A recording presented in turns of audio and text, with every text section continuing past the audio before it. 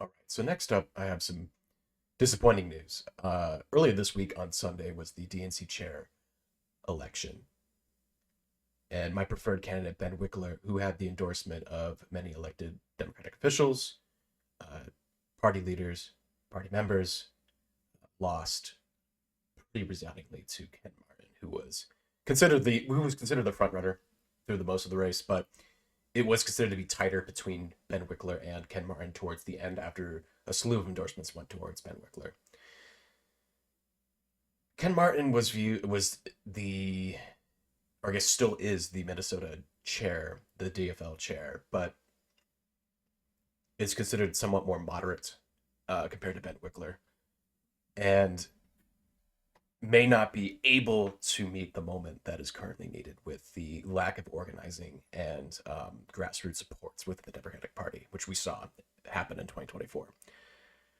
But here's a clip from his speech after he won shortly.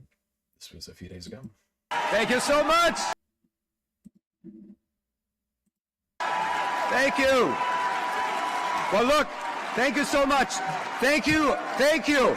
I've just got a few minutes left, and I got a long speech. So thank you to Peggy, my great friend. Thank you to Supervisor Solis, and, of course, to my wonderful friend from Labor, Sandra Lee Williams, for her support. I want to take a moment to thank my friend, my brother, our fantastic chairman, Jamie Harrison, for his wonderful work.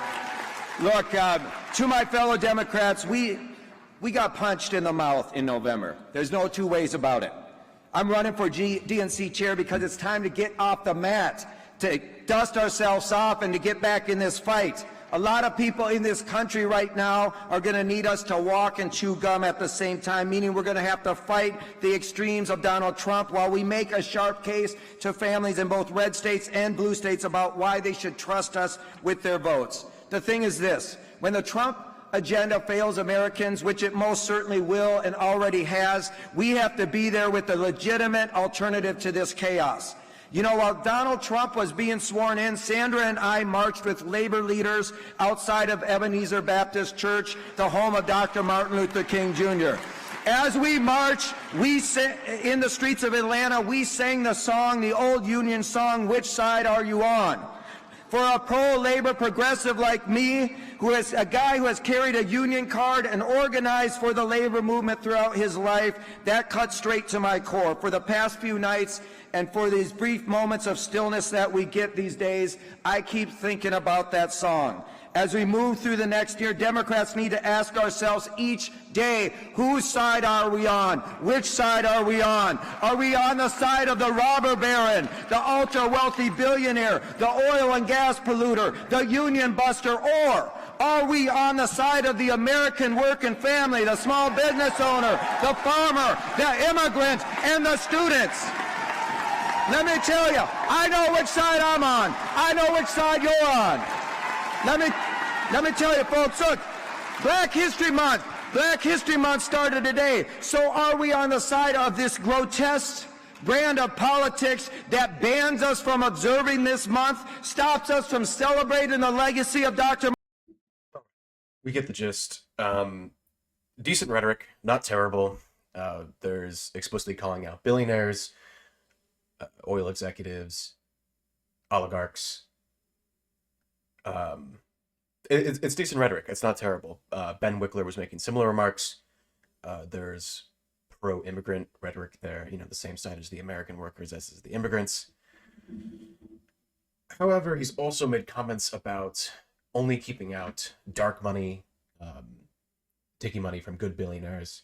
He says that we still need to win, as well as get out the dark money in politics, which makes me skeptical that when push comes to shove around the midterms and around the 2028 election, that primary season for the presidential, he's going to fail to keep out corporate money from influencing the results of the primaries and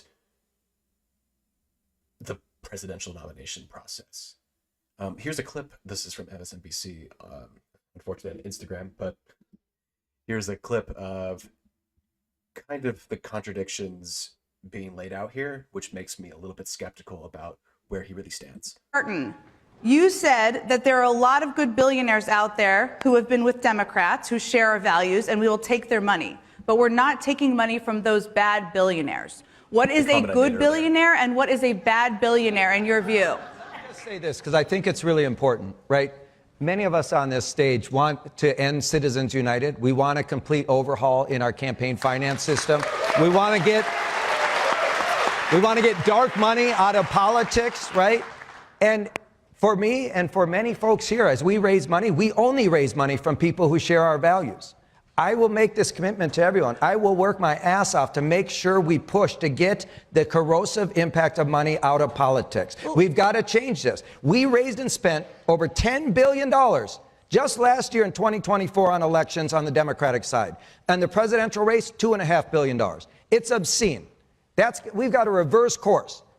We also have to win elections, not at any expense. We got to get dark money out of politics. We got to end Citizens United. We need a complete overhaul of our campaign finances. And my commitment is we will not take money from corporations that are union busting. We will not take money from corporations that are polluting our planet. We will only take money from people who share our values. That's a DNC that I'm going to lead. So we see there again, it's mixed signals. The rhetoric about not taking money from billionaires who don't align with their values is questionable. Though overall, I do approve of the rhetoric. I just don't know if it's enough or how faithful it is. We'll see. We'll see how faithful he is during the primary season coming up next year for the midterms. Will he stick by his word? Will he overall campaign finance reform in the primaries? Will he keep PAC money on the primaries? We don't know, and we'll see. He's pro-labor. That I believe. I've seen his record with the DFL, Minnesota. I truly believe he's a pro-labor person, which is good. I believe then he can be pressured by unions. He can be pressured by organizations, behind the scenes, street protests, to push him to stick with these ideas he's proposing, with these values he's espouting, that he wants to overhaul the campaign finance system in the Democratic Party. And that is going to be only upheld and enforced by labor, by community organizers enforcing this kind of stuff. So we need to keep the pressure on